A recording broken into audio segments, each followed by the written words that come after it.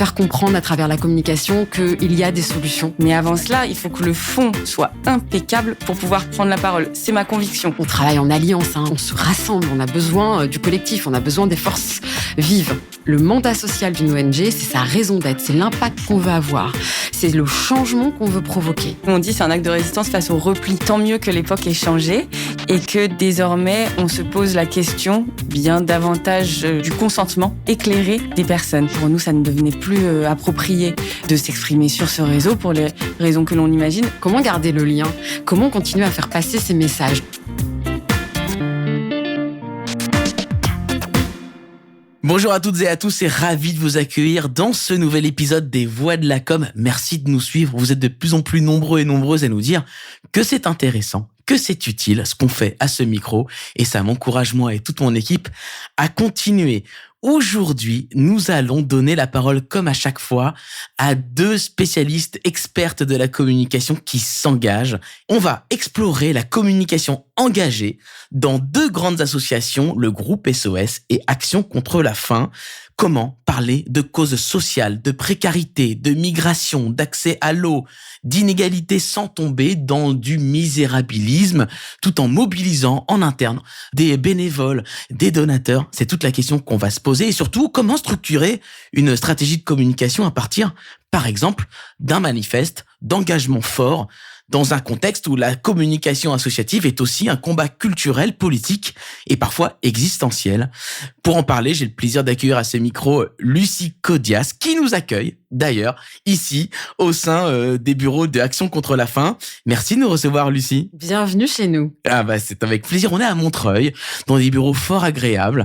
On sent qu'il y a une âme quand on rentre ici. Il y a des photos de différents endroits dans le monde. On est plongé dans votre engagement direct quand on rentre. Ça me fait plaisir que vous ressentiez ça. Écoute, c'est sincère, tu es directrice de la communication et du développement chez Action contre la faim. C'est ça. À tes côtés, Marine Creuset. Bonjour Marine. Bonjour. Marine, toi tu es directrice de la communication au sein du groupe SOS. Absolument. Bon, on va tout de suite rentrer dans le cœur du sujet. Est-ce que vous pourriez toutes les deux, on va commencer par toi Marine, nous expliquer l'objectif et comment fonctionne le groupe SOS? Le groupe SOS, c'est la plus grande organisation non lucrative en France.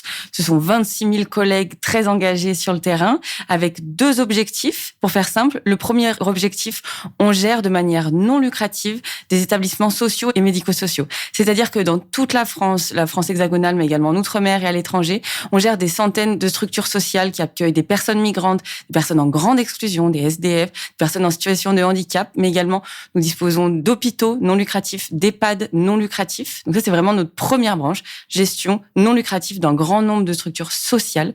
Et notre deuxième branche, il s'agit de développer, créer, imaginer des projets à impact social et ou environnemental. C'est quoi tes plus grosses problématiques de communication auxquelles on va répondre évidemment dans cet épisode? Je dirais que j'essaye en permanence d'articuler entre, disons, une vision, quelque chose d'assez macro et puis quelque chose de plus terrain. Donc, je dirais qu'en ce moment, il s'agit de, on va en reparler, finalement, nos sujets qui pouvaient être assez consensuels, le vivre ensemble, accueillir un grand nombre de personnes exclues, accueillir les marges, etc. On se rend compte que de plus en plus, c'est un sujet qui fait polémique. Donc, c'est comment la communication se met au service de la stratégie de l'organisation et puis également comment au quotidien se tenir aux côtés de nos équipes, valoriser leur travail, mais aussi leur combat, la valorisation de leur métier. Voilà, c'est vraiment ce qui nous occupe au quotidien. Vous voulez faire des belles choses utiles, mais ça fait polémique. En tout cas, il faut garder le cap et se dire que ce qui encore il y a quelques années paraissait d'aller de soi, je pense à faire en sorte qu'il y ait de moins de personnes à la rue, faire en sorte que la communauté LGBT soit la plus intégrée possible, etc. Des choses qui sont ça fait débat. Et désormais, oui, et de plus en plus. Ouais. Et on sent que on a besoin d'être très solide sur nos convictions, sur nos propositions, d'être structuré. Pour pas vaciller. Exactement. Ouais. Merci beaucoup. Lucie, est-ce que tu peux nous présenter en quelques mots Action contre la faim? Et pareil, la même question, tes enjeux, tes difficultés, tes problématiques de communication. Oui, alors Action contre la faim, on existe depuis plus de 40 ans. Je crois que ce qui nous fait nous lever tous les matins, c'est pour nous ce qui est une des plus grandes injustices au monde, c'est-à-dire qu'il y a un enfant qui meurt de faim toutes les 11 secondes, alors que ça pourrait être évité. Donc, Action contre la faim, je pense qu'on a en tête ce qu'on peut faire, mais il y a beaucoup de choses qu'on connaît pas. Et donc, en fait, on agit à deux niveaux. On agit évidemment sur les conséquences de la faim. Donc, on soigne les enfants d'une maladie, qui est cette maladie, c'est la malnutrition. Toutes les formes de malnutrition. Donc, on a des centres de santé et on sauve les enfants. On est vraiment dans des programmes de survie. C'est ce qu'on met en place dans des contextes d'urgence, des contextes extrêmement dégradés. Mais si, à un moment donné, on réussit à sortir ces enfants d'affaires et pour qu'ils retournent finalement dans le même contexte, dans les mêmes communautés, avec les mêmes problèmes, en fait, qui ont fait que c'est ça qui l'a rendu malade. Ça serait qu'un pansement. Ça serait qu'un pansement. Ouais. Donc, on agit aussi sur ce qu'on appelle les causes structurelles de la faim. Okay. Il y en a plein, il y en a beaucoup. On sait que les premières causes de la faim, ça va être notamment, par exemple, les conflits, ça va être la guerre. On en parle beaucoup en ce moment avec l'actualité. On enregistre actuellement en juin où il y a effectivement un contexte de guerre assez fort dans le monde. Assez fort dans le monde, en particulier au Proche et au Moyen-Orient, mais également la crise climatique, c'est la deuxième cause. Et puis, toutes les inégalités socio-économiques, les injustices de genre, ça aussi, ça fait partie des causes contre la faim. Tes problématiques de communicante, quelles sont-elles ? Alors, il y en a beaucoup. Il y en a beaucoup des problématiques. Je pense que quand on parle de la faim dans le monde, il y a cette notion, comme un peu les guerres, c'est-à-dire cette espèce de montagne, ce problème qu'on ne réussira jamais à résoudre, en fait. Peut-être ce truc un peu lointain, finalement, qui fait qu'on se sent pas concerné. Et donc, je pense que le premier enjeu de com, c'est de faire en sorte qu'on se sente concerné. Alors que ça se passe loin, mais pas que loin, ça se passe aussi en France. Ça se passe aussi en France. Mais c'est ça, c'est-à-dire qu'il y a différentes échelles dans la faim. Il y a des personnes qui vont sauter des repas, il y a des personnes qui sont ce qu'on appelle en précarité alimentaire, et donc ça, effectivement, il y en a énormément en France. Et puis, effectivement, il y a les formes les plus graves de malnutrition qui peuvent mener à la mort. Donc nous, en fait, on va s'occuper évidemment de tout ça. Il y a vraiment ces enjeux de communication, de rendre visible l'invisible, parce que la faim, c'est pas quelque chose de visible. Absolument. Voilà. Donc ça, c'est un des premiers enjeux. Le deuxième enjeu, c'est de pouvoir, en fait, faire comprendre à travers la communication qu'il y a des solutions, qu'il y a des actions, que c'est possible de changer les choses. Et donc, c'est de provoquer un changement. Donc là-dessus, évidemment, on se rejoint avec Marine, même si on a des activités assez différentes. On va en parler de comment vous arrivez à mener ces projets, ces objectifs. Marine, tu disais tout à l'heure, il faut pas vaciller, il faut être fort sur ses bases. Justement, vous avez récemment publié un manifeste fort, très positionné, presque politique. Est-ce que c'est une manière, à cet instant de votre histoire, justement de dire non, on ne bouge pas, on est fort sur nos bases ? Ce que je dirais, c'est que le groupe SOS, historiquement, comme d'autres associations ONG, a pris des positions à des combats et par la communication a régulièrement pris la parole.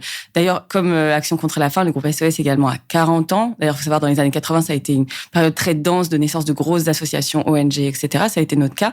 Les années 80, c'est également ce qu'on a appelé les années SIDA, VIH-SIDA. Donc, dès sa naissance, le groupe SOS a pris des positions fortes. Néanmoins, je dirais, tu as raison, avec le manifeste, il nous manquait une sorte de cadre, une sorte de texte fort prenant position. Ça n'existait pas jusqu'alors. Ça existait sur une grande variété de sujets. D'accord, mais pas un seul gros. Exactement. D'où ce fil rouge du vivre ensemble qui, encore une fois, le vivre ensemble, ça a l'air d'être une idée un peu naïve, dépassée, un peu plan-plan. Nous, on est convaincus que ce n'est pas le cas et que, encore, chaque jour, tristement, l'actualité nous le rappelle, le vivre ensemble, désormais, il est politique. Tu as dit, c'est presque politique. C'est complètement politique. Ouais. Exactement. Ça l'est complètement de prendre position. Ce manifeste, néanmoins, il n'est utile que s'il irrigue le reste des contenus, que s'il donne ce cap, que tu prends appui dessus dans ta stratégie de communication maintenant. Exactement. Comment il est né ce manifeste ? Ça m'intéresse parce que là, on parle d'un manifeste pour une grande organisation type ONG. On peut faire des manifestes pour des entreprises, des PME, des grandes entreprises. Donc ça m'intéresse, pour toutes celles et ceux qui nous écoutent et qui sont pros de la com, de comprendre comment vous avez construit ce manifeste. C'est que toi, tu as pris part, par exemple ? Oui, bien sûr, bien sûr. C'est vrai que j'ai la chance de piloter la direction de la communication du groupe SOS avec une équipe avec des compétences, des talents vraiment variés au sein de l'équipe. Et la chance que l'on a, c'est que la direction du groupe nous fait confiance et que voilà, on a pu impulser de nouveaux formats, des narratifs, etc. Ça a été le cas avec le Vivre Ensemble. Ce que je dirais, c'est que oui, on le voit de plus en plus. Je me souviens en préparation, on a discuté avec Lucie, de plus en plus de structures s'approprient en dehors de l'écosystème ONG associatif les manifestes. Bien sûr, je trouve que c'est faisable et c'est tant mieux, uniquement s'il y a de la matière derrière. Cette dimension incantatoire de dire on doit, il faut, sur les sujets sociaux, environnementaux, de plus en plus d'entreprises. C'est du vent. Bah non, je s'il y a, non, mais s'il y a rien derrière, exactement. Effectivement, c'est du vent. Voilà, tout à fait. C'est quoi avoir de la matière derrière? Ça veut dire avoir une stratégie. En fait, tu es en train de me dire que le manifeste, c'est pas la première chose à faire. C'est d'abord poser les bases de qui on est et après on met des mots dessus. Complètement. Je suis convaincue qu'en communication, il faut déjà faire, être exemplaire ou alors en tout cas avoir des projets, du concret et puis ensuite, dans un deuxième temps, communiquer, valoriser, prendre position, interpeller, si c'est l'ADN de la structure, les pouvoirs publics, l'Europe, pour progresser sur tel ou tel sujet. Mais avant cela, il faut que le fond soit impeccable pour pouvoir prendre la parole. C'est ma conviction. J'ai peur que le secteur lucratif traditionnel, quand il s'en empare, doit être assez irréprochable sur le fond, doit avoir travailler suffisamment, et c'est le cas. Et que tout le monde soit aligné, j'imagine. Bien sûr, bien sûr. Par exemple, si une grosse entreprise veut prendre position sur l'égalité de genre, évidemment, et c'est tant mieux qu'ils fassent entendre leur voix, à condition qu'ils aient, je ne sais pas, à côté de leur RH, par exemple, mis à disposition les leviers nécessaires à ce sujet. Très clair. Ouais. Lucie, toi aussi, je crois, avec Action contre la faim, vous avez alors c'est pas le socle de votre communication entière, mais néanmoins vous avez aussi un texte fort, un manifeste. Est-ce que tu reconnais ton action dans ce que vient de nous présenter Marine ? Ouais, complètement. Ce que j'ai appris le plus dans la communication en ONG, c'est ce qu'a dit Marine, c'est la notion d'exemplarité, c'est-à-dire que la com doit être vraiment le miroir des actions. Il y a vraiment cet alignement entre les actions, les paroles, et donc comment ça se traduit après dans des outils de communication. Et ça, c'est le fil rouge. Et donc, c'est un outil au service d'un objectif beaucoup plus grand. Et donc, du coup, si des entreprises veulent mettre en place un manifeste, par exemple, pourquoi pas? Mais derrière, quel est l'objectif? Et effectivement, il faut que ça puisse venir illustrer une vision et derrière avec des actions concrètes. Ouais. Le manifeste, on s'en sert, c'est un outil politique, effectivement. Et donc, on s'inscrit dans cet écosystème politique parce que en tant qu'ONG, on est un contre-pouvoir et donc on a des demandes particulières auprès des gouvernements en particulier, mais pas que. Ça peut être auprès des entreprises, par exemple. Et souvent, on travaille en alliance. On se rassemble. On a besoin du collectif. On a besoin des forces vives. Donc, le manifeste auquel tu fais référence, David, c'est un manifeste qu'on a sorti là très récemment qui, en fait, demande, tu parlais de nos actions en France et de la situation en France, effectivement, qui concerne justement la faim. C'était de demander au gouvernement français d'arrêter de juste faire le pansement, comme tu disais, avec des distributions de repas, avec nos chers qui collègues règlent pas le qui problème font ça très en bien, fond. nos associations qu'on adore, les Restos du Cœur, etc. Mais c'est d'aller beaucoup plus loin, en fait. Et donc, on a fait un manifeste sur le droit à l'alimentation. Le droit à l'alimentation, c'est que chacun et chacune en France puisse choisir comment se nourrir, et évidemment que ça apporte une alimentation qui soit nutritive. Il y a vraiment cette notion de dignité derrière. Voilà. Donc, c'est ce qu'on a fait. Comment on construit un tel texte? J'imagine que chaque mot doit être pesé. Est-ce qu'on prend une agence? Est-ce qu'on le fait en interne? Ça prend combien de temps? Juste pour qu'on puisse se figurer. Alors, entre professionnels de la com, on a besoin d'avoir des repères. Marine? Alors, je pense que tout ça diffère selon les organisations, évidemment, bien dans sûr. ton exemple à toi. Alors, je dirais, il y a ce manifeste qui a été notre socle, en effet, mais il y a aussi un certain nombre de plaidoyers que l'on a construits sur les différents métiers, les différentes actions, les différentes thématiques. Ah, il se décline, en fait. Alors, D'accord. il était justement décliné, et nous, on a fait plutôt l'inverse. D'accord, voilà. On a rassemblé. On a rassemblé. Mais donc, prenons l'exemple des plaidoyers et donc du manifeste. Pour nous, écrire un texte cohérent, déjà, il doit partir du terrain, c'est-à-dire qu'on se plonge, on passe des journées aux côtés des travailleurs sociaux. Ah oui, on vit leur métier parce que, oui, on pourrait écrire un très bon texte, par exemple, sur l'accueil des personnes en exil. Néanmoins, si on ne s'est pas plongé dans un centre d'hébergement, etc., bon, on va être dissonant. Ça, c'est la première chose, d'être connecté au terrain, néanmoins, de faire des choix ensuite sur la prise de parole. Ça, c'est la première chose. Et la deuxième chose, en ma petite reco, ce serait de prendre position. Parce qu'un texte aussi beau, lyrique soit-il, s'il est consensuel, si c'est de l'eau tiède, il n'accrochera personne, il ne retiendra l'attention de personne. Je préfère un texte qui crispe plutôt qu'un texte qui n'a interpellé personne. Ouais. Moi, ça serait vraiment ma deuxième recommandation. Et puis ensuite, pour finir, je pense que un manifeste, un plaidoyer, il n'est bon, déjà s'il provient donc du terrain et s'il a une vraie prise de position, mais également s'il irrigue tous les contenus. Si un plaidoyer, un manifeste reste un document PDF téléchargé ou une affiche qui s'effrite dans un couloir, ça ne sert à rien. Ouais. C'est le début de la suite. Comment on travaille ce début, Lucie, et comment on fait pour, quelque part, créer plein d'outils de communication à partir d'un texte? Ça ne doit pas être forcément très simple. Ouais, la stratégie de com, la stratégie de contenu, toutes les assos ont un peu leur façon de faire. Ouais. Comment ça se passe chez Action contre la faim? Comment ça se passe chez Action contre la faim? On identifie justement les grandes prises de parole, les grandes thématiques, et puis nous, on est extrêmement dépendant de l'actualité. Bien sûr. Donc on va avec de la crise, avec la gestion de crise, j'imagine. Absolument. Donc en fait, il y a un peu une communication à deux vitesses, je dirais. Il y a celle qui est très réactive à l'actualité, avec les crises. Donc là, évidemment, notre travail, c'est de montrer et de parler des besoins, de parler des situations, en fait, d'être témoin. Donc on est vraiment dans ce rôle de témoignage. Okay. Le témoignage, chaque jour contre la fin, qu'est-ce que c'est ? C'est faire entendre la voix des personnes qui sont dans des situations de souffrance terribles et qui pourraient être complètement oubliées de la part de personnes comme nous, en fait, depuis la France, parce que c'est très facile, finalement, de passer à côté de ce qui se passe dans le monde. Et donc, nous, dans notre mandat social, c'est-à-dire notre raison d'être et l'impact qu'on a aussi envie d'avoir, parce qu'on parle de communication à impact, c'est ça qui est la grande différence dans les ONG, c'est quand une personne a tout perdu. Je vais parler de choses pas très gaies, mais c'est ça notre métier. Quand une personne vit à Gaza, vit en Afghanistan, vit au Yémen, une maman qui doit choisir quel enfant nourrir, c'est ça, nous, les personnes avec qui on est en contact. Parfois, la seule chose qui lui reste, c'est sa voix. Ouais. Et donc ça, nous, notre mission, c'est de pouvoir faire en sorte que cette voix soit entendue.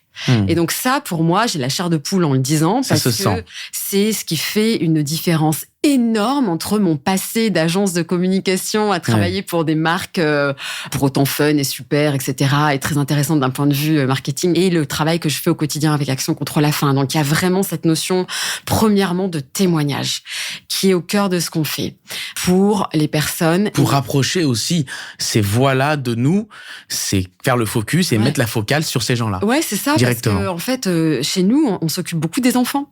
Ouais. Et donc, les enfants de moins de 5 ans n'ont pas de voix dans l'espace public. Non. Ouais. Donc, nous, notre travail, c'est ça. Donc, la communication prend un sens complètement autre. Bien C'est-à-dire qu'en fait, et je trouve ça génial qu'on en parle parce que c'était les discussions que j'avais juste hier avec le COMEX, etc., c'est la communication au cœur de notre mandat social. Le mandat social d'une ONG, c'est sa raison d'être, c'est l'impact qu'on veut avoir, c'est le changement qu'on veut provoquer. Et donc, en fait, le deuxième angle, du coup, il y a le premier angle, c'est le témoignage. Le deuxième angle, c'est de provoquer un changement. Ça fait le lien avec ce que disait Marine sur les actions de plaidoyer, sur le côté plutôt politique et sur justement ces besoins de cohérence et d'alignement entre différentes actions en fait d'une ONG. Donc on communique pour provoquer un changement. Ça peut prendre plein de formes différentes, mais c'est ça qui va venir driver toute la stratégie de com.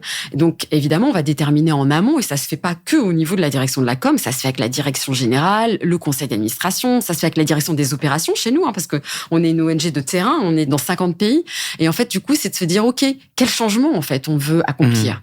De quoi on veut être fier dans 1 an, dans 2 ans, dans 3 ans, et comment la communication, qui du coup prend un angle complètement politique, peut être un outil. Donc pour moi, c'est la communication dans une ONG, c'est un acte militant, c'est un outil de résistance. Et donc c'est ça qui, moi, me porte beaucoup, et c'est ça qui va venir driver toute la réflexion, et qui va venir, comme disait Marine, venir irriguer ensuite tous les contenus. Et là, après, on rentre dans la technicité magnifique de la com, sur les messages, les objectifs, les cibles, les contenus, et ça, la technicité reste la même. J'aurais quand même des questions sur la technicité après, parce que j'ai une question qui me vient, mais juste avant, Marine, toi, comment tu travailles ta stratégie de contenu pour être au rendez-vous de ce manifeste très fort? Comment tu l'utilises? Vaste question.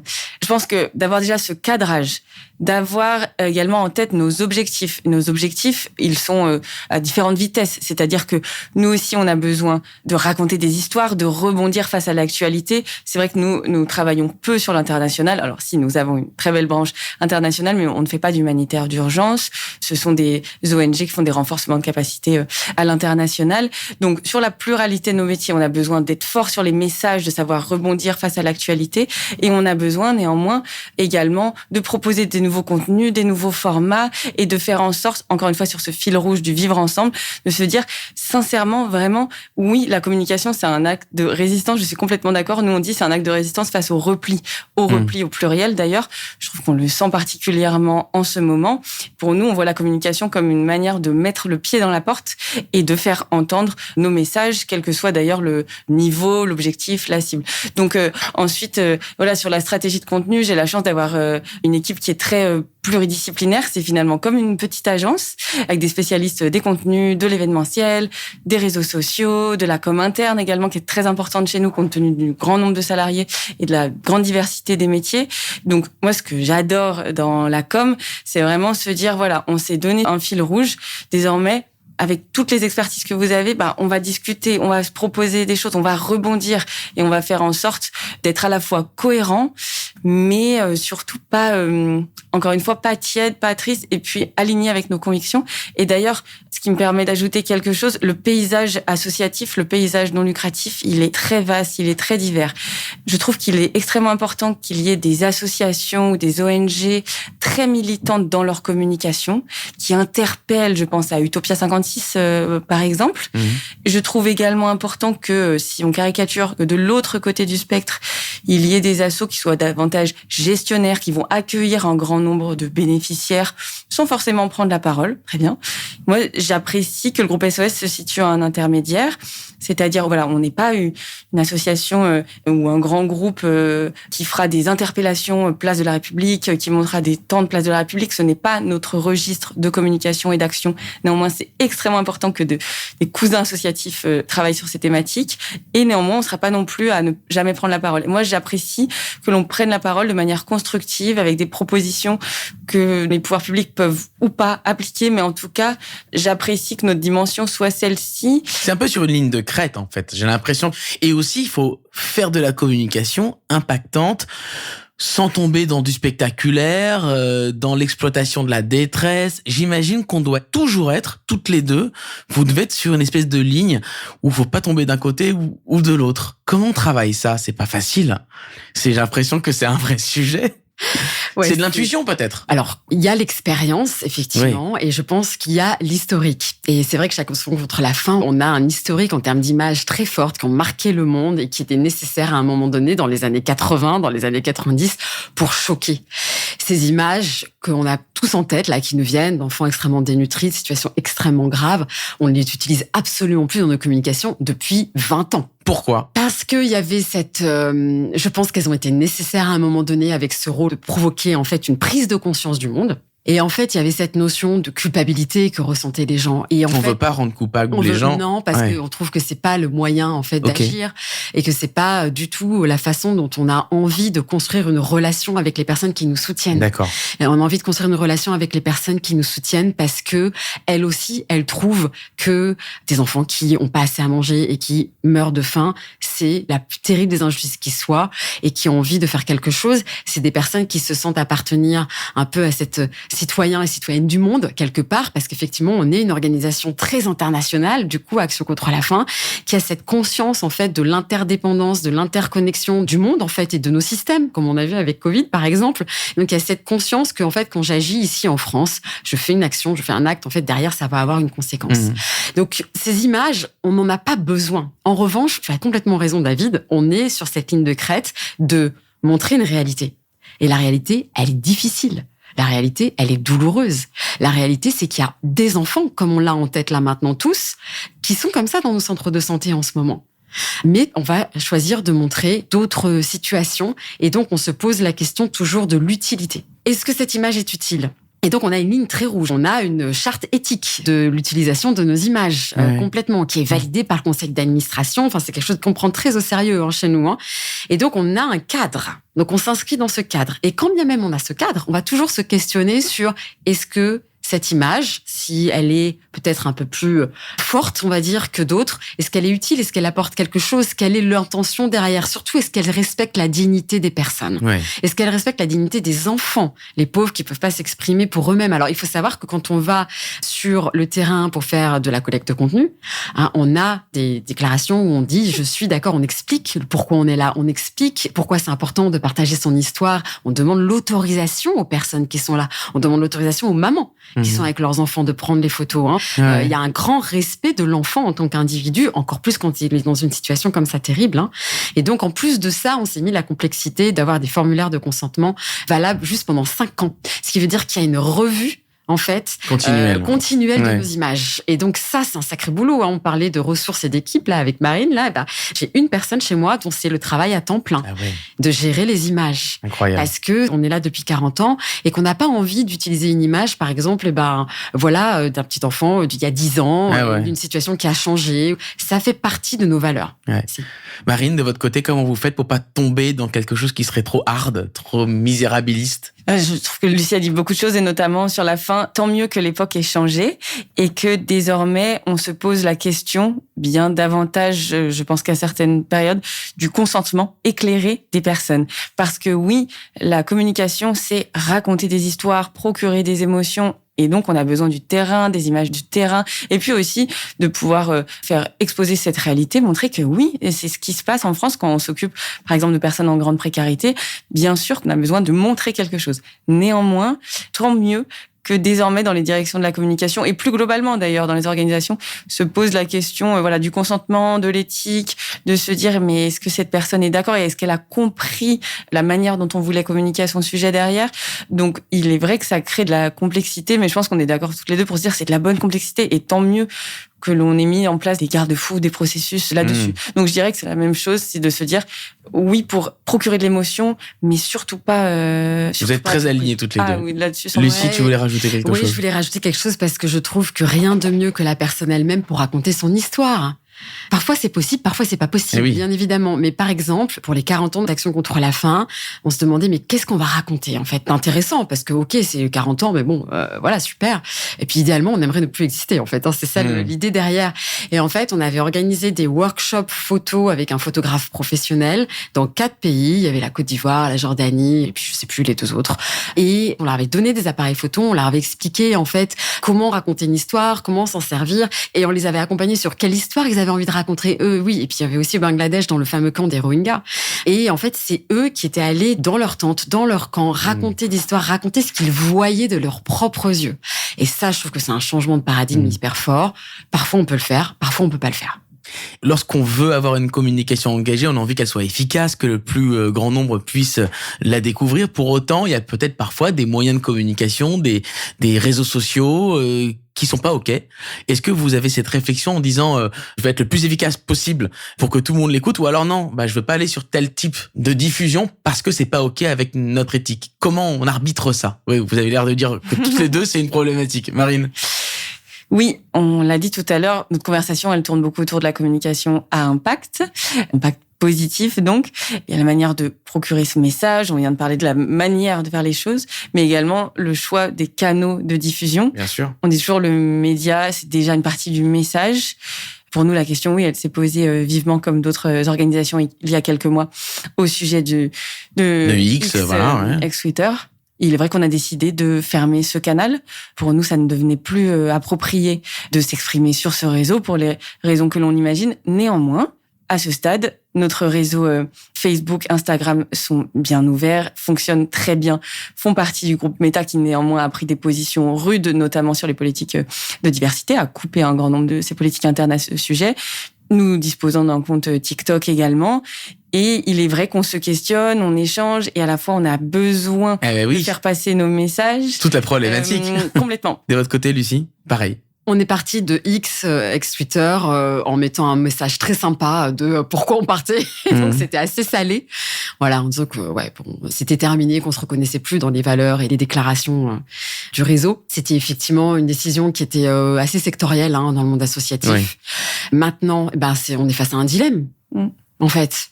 On est sans eux, en même temps, sans tous ces outils, on peut pas. Parce qu'on a investi énormément de temps, d'argent, de ressources pour justement construire nos audiences, construire un dialogue, construire des réactions, construire une communauté, comme toutes les marques en fait. Clairement, c'est les mêmes choses. Et donc pour l'instant, la question pour moi se pose de celle de l'alternative. Donc on sent qu'il y a plein d'essais. On est sur Blue Sky par exemple, mais on tâtonne, on essaye. On est aussi sur TikTok. On a une vidéo sur les gamins qui font la course contre la faim chez nous, qui a été poussée par l'algorithme TikTok, qui a fait 600 000 000 vues, on était super contents. On est comme tout le monde.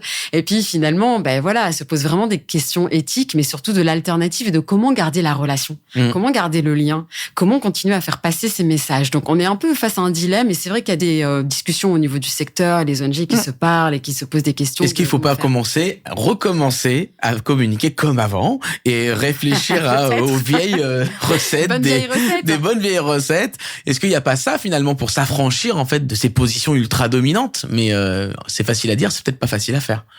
Oui, d'autant plus que les générations ont changé. Et de toute façon, on est des générations entières qui se sont approprier énormément les réseaux, et c'est tant mieux. Jamais je ne blâmerai les réseaux sociaux de manière générale, mais oui, pour faire preuve d'imagination. Et on parle des réseaux, mais je trouve qu'il y a tout l'enjeu des relations presse également. On a fait le choix de ne plus parler, de ne plus accepter d'invitation en plateau sur CNews.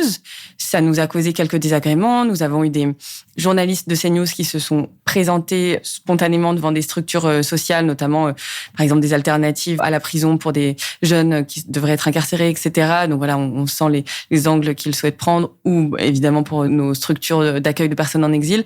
On a eu des équipes de CNews qui ont essayé d'entrer dans nos structures, mais on garde ce cap, cette ligne. Pour nous, il n'est pas possible de reprendre l'antenne avec eux. Néanmoins, pour nous, le pluralisme dans les médias est extrêmement important. Attention, c'est juste quand certaines lignes rouges sont complètement franchies, on décide, comme ça a été le cas sur X-Twitter. Vous êtes continuellement dans des dilemmes, j'ai l'impression, dans vos organisations, entre la bonne photo, le bon message, le bon média.